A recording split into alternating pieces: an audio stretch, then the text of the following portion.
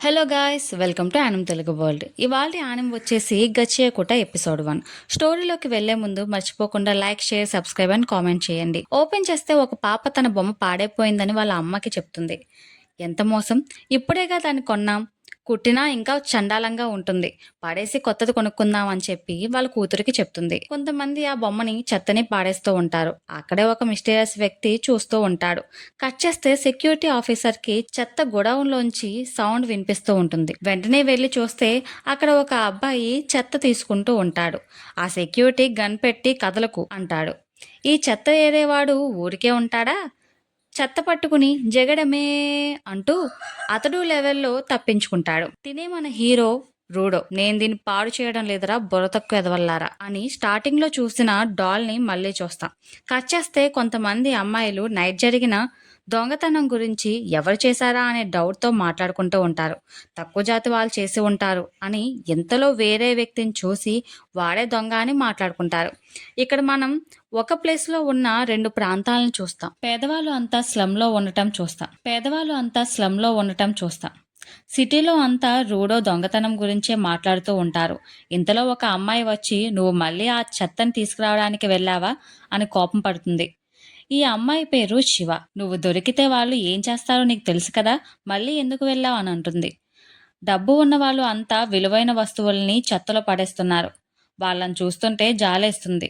దానివల్ల నేను బ్రతకడానికి కావాల్సిన డబ్బులు వస్తున్నాయి. ఇంతలో కొంతమంది ఆకతాయి కుర్రోళ్ళు రూడోని ఏడిపిస్తూ ఉంటారు.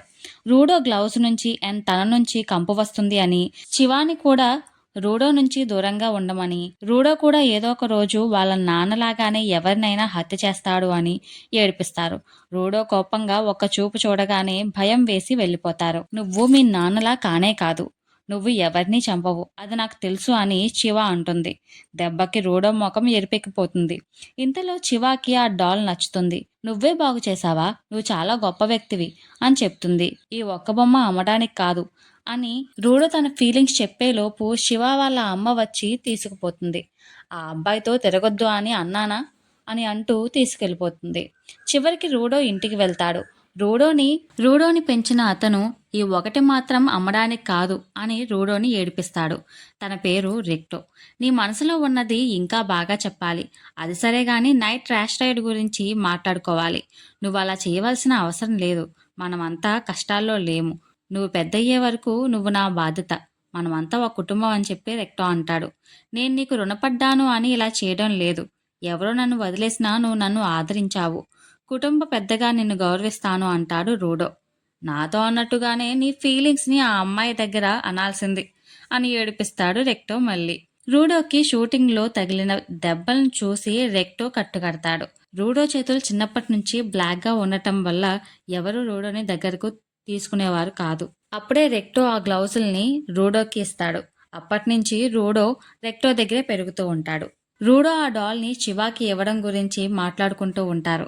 బయట నుంచి మళ్ళీ ఆ మిస్టీరియస్ మ్యాన్ వింటూ ఉంటాడు. రూడో నవ్వును ప్రాక్టీస్ చేసుకుంటూ శివ దగ్గరికి బయలుదేరుతూ ఉంటాడు.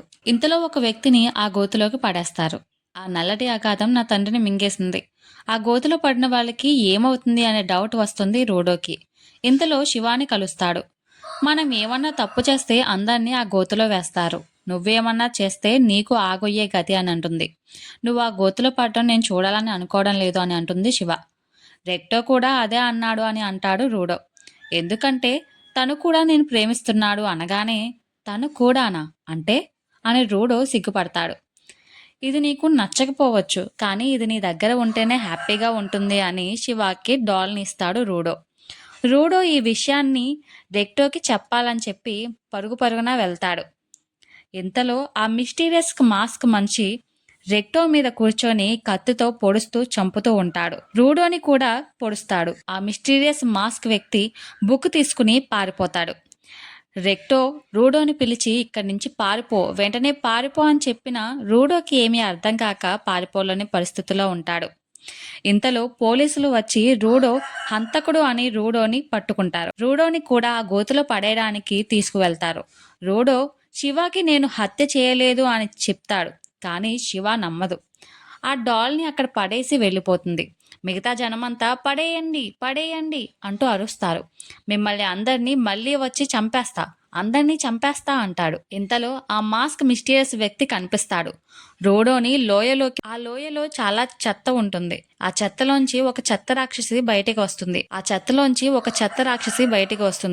ఇప్పుడు మన రోడో పరిస్థితి ఏంటి అనేది క్వశ్చన్ మార్క్ గా మిగిలిపోయింది. ఈ ఎపిసోడ్ కి ఇంతే ఫ్రెండ్స్. నెక్స్ట్ ఎపిసోడ్ లో మళ్ళీ కలుద్దాం. అంతవరకు సెలవు. Bye bye.